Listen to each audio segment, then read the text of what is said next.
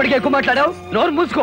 మోస్తా గాని నువ్వేదో రంగారావు కుటుంబాన్ని ఆదుకోవటానికి వచ్చావంట కదా, నాకు కొంచెం ఒళ్ళు పట్టు, డబ్బులు ఇస్తాను. అవి తీసుకెళ్ళి వాళ్ళ కాస్త గంజి నీళ్ళు పోయమ్మా.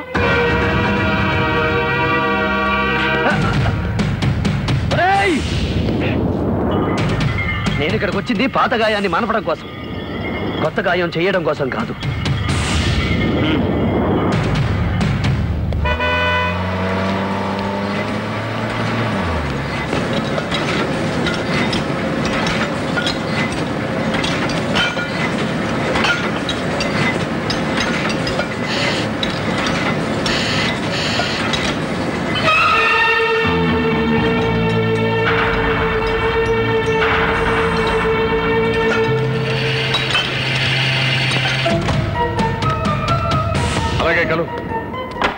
ఏ అధికారంతో నాకు ఈ ఊస్టింగ్ ఆర్డర్ ఇచ్చారు?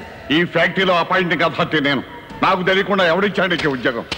కార్మిక కుటుంబంలో ఒక వ్యక్తి మరణిస్తే అదే కుటుంబంలో అర్హతలు ఉన్న వ్యక్తికి మీ ఫ్యాక్టరీ రూల్స్ ప్రకారం ఉద్యోగం ఇవ్వాలి. నాకు నచ్చని వాళ్ళను డిస్మిస్ చేసే హక్కు నాకుంది. నిన్ను తీసేశాను, వెళ్ళొచ్చు. తీసేయడానికి నేను కాంట్రాక్ట్ కూలీని కాదు, సరైన కారణం ఉండాలి. నా కొడుకు నా ఫ్యాక్టరీలో ఆఫ్టర్ ఒక కార్మికుడిగా పనిచేయడం నాకు ఇష్టం లేదు. నేను మీ కొడుకుని కాదు, నా ఇంటి పేరు మారిపోయింది. కానీ నీ ఒంట్లో రక్తం మారలేదు, అది నాది. తినే తిండిని బట్టి నెత్తురు మారుతుంది. ప్రస్తుతం నా ఒంట్లో ఉంది ఫారెన్ విస్కీ రక్తం కాదు, దొడ్డు కారం నెత్తురు. పిచ్చివాడ, ఈ ప్రపంచం పేదవాళ్ళది కాదురా, ఉన్నవాళ్ళదా? ఒకసారి వెనక్కి తిరిగి ప్రపంచ పట్టాన్ని చూడండి. 6 ఖండాలు పేదవాళ్లతో నిండిపోతే మీ ఉన్న వాళ్ళందరినీ కుప్పగా పోసినా శ్రీలంకంత ఉండరు. ఒక్కడే అయినా శాసించాధికారం రాజుడే. శ్రీమంతులకే సుఖపడే జాతకం రాశాడు ఆ భగవంతుడు. రాజ్యాల్ని రాజుల్ని తలకిందులు చేసిన విప్లవకారుల్ని, శ్రీమంతులకు సింహస్వప్నాలైన శ్రామికుల్ని పుట్టించింది ఆ భగవంతుడే. ఓటమినుకున్న అదృష్టవంతుడు నేను. నాతో పంతానికి పశ్చాత్తాపడేది మీరే. ఏదో ఒక రోజు ఏసీ మిషన్లు గుర్తుకొచ్చో, పెంచికారులు జ్ఞాపకానికి వచ్చో, ఈ ఆయిల్ కంపెనీ నైట్ షిఫ్ట్ల్ని అసహించుకొని నా ఇల్లు వెతుక్కుంటూ నువ్వే వస్తా. అది ఈ జన్మకు ఆవేశాన్ని ఆదర్శం అనుకుంటున్నావు. ఆవేశం చల్లారి అంచనాలు తారుమారైనప్పుడు ఈ నాన్న మాట నిజం అనుకునే రోజు వస్తుంది. మనీ కంటే మానవత్వం గొప్పదని, కూడబెట్టుకోవడం కంటే కూడు పెట్టడమే మంచిదని మీరే తెలుసుకుంటారు. నేను దత్తత వెళ్ళినందుకు దెప్పిపోస్తున్న మీరే ఏదో ఒక రోజు ఈ ఫ్యాక్టరీని కార్మికులకు దారాదత్తం చేస్తారు.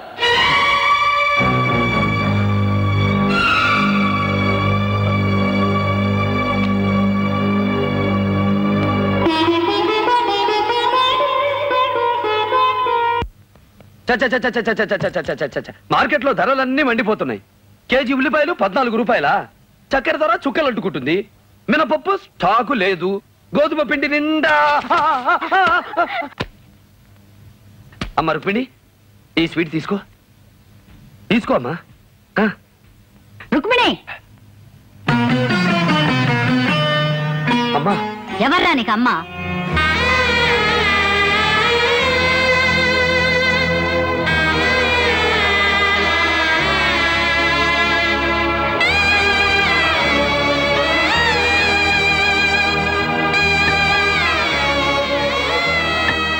లక్ష్మి, ఇష్టం లేకపోతే దత్తత ఆ రోజే అయిపోయొచ్చుగా, ఎందుకు ఊరుకున్నావు?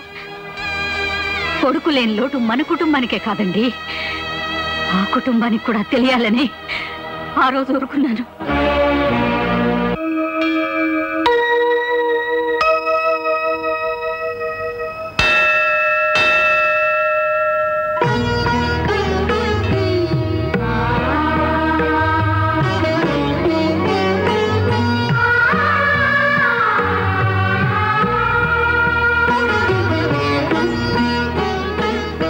చేసిన పనికి అర్థం ఏమిట్రా?